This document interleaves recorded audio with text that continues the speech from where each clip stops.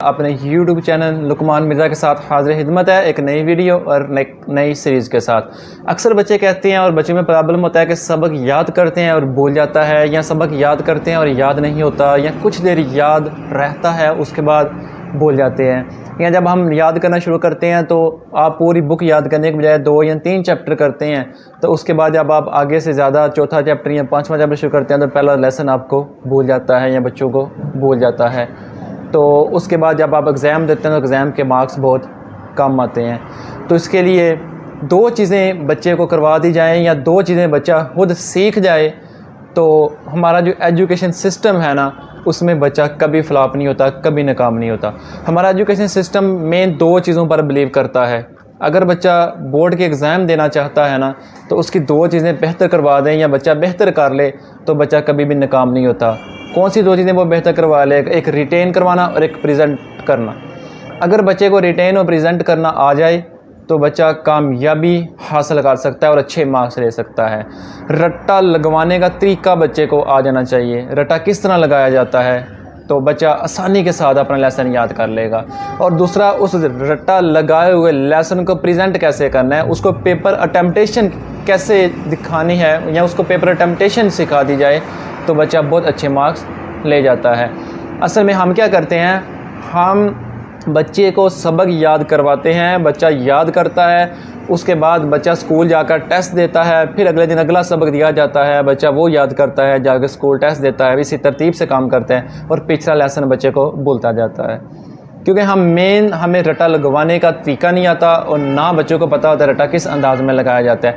आपने मेथड सुना होगा SQ3R। SQ3R मेथड के मुताबिक अगर बच्चे को रट्टा भी लगवाया जाए तो बच्चा बड़ी कामयाबी, बड़े महारत के साथ अपना लेसन तैयार कर सकता है और कभी भी एग्ज़ाम में नाकाम नहीं हो सकता और आपकी ख्वाहिश के मुताबिक अच्छे मार्क्स ले सकता है।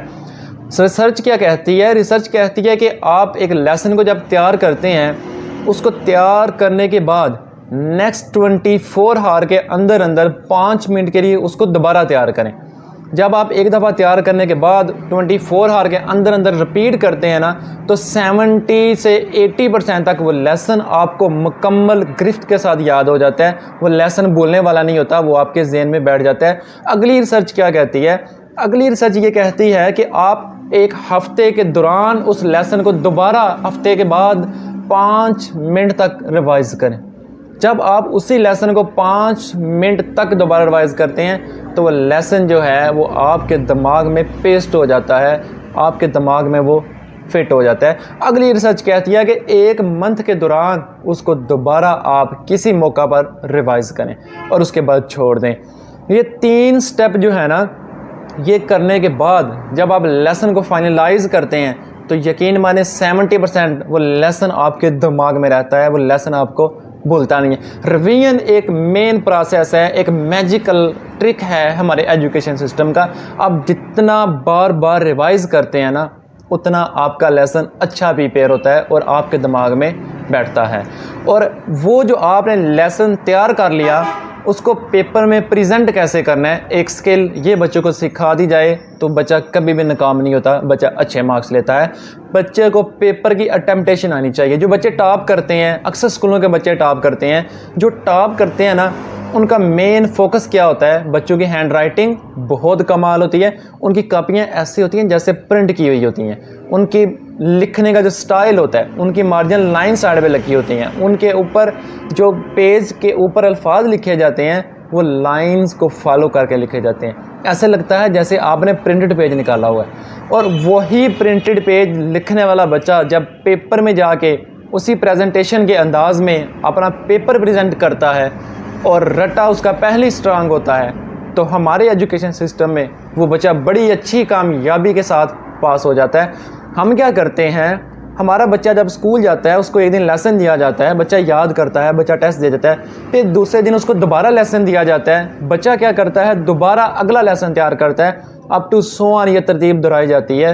और जब बच्चा 10 दिन 10 लेसन लगातार तैयार करता है तो उसको पहला लेसन भूल गया होता है। उसको कुछ पता नहीं होता कि मैंने पहला लेसन क्या तैयार किया था। उसकी रीज़न क्या है? बीच में रिवीजन नहीं आती, मैजिकल ट्रिक गायब हो जाता है बीच में। तो बच्चा इसी तरतीब के साथ पीछे से लेसन भूलता जाता है। जब हम रिवीजन करवाते हैं रिवीजन की बारी आती है तो उस वक्त बच्चा टोटल 0 हो चुका होता है अपने पहले लेसन में, और हम उसको दोबारा शुरू से पढ़ाते हैं। वो बच्चा दोबारा शुरू से तैयार करता है, फिर हमें टेस्ट देता है और फिर शुरू से एक बुक को स्टार्ट करके टेस्ट देनी शुरू कर देता है। पिछला नॉलेज उसका 0 हो जाता है। और अगर आप SQ3R के मेथड के मुताबिक बच्चे को रटा लगवाते हैं, एक रिसर्च के मुताबिक बच्चे को पढ़ाते हैं, तो यकीन माने बच्चा कभी भी लेसन भूलता नहीं है। और जब वो दोबारा रिवीजन पे आएगा तो बच्चा आसानी के साथ, बड़ी जहानत के साथ अपना लेसन पिक करेगा। हमारे बच्चे के पास 150 से 200 पेजेस की बुक होती है, पूरा साल होता है वो बुक पढ़ने के लिए, लेकिन बच्चे को वो 200 पेज याद नहीं होते। उसकी रीज़न ये है कि बच्चे को याद करने का मेथड बताया ही नहीं जाता।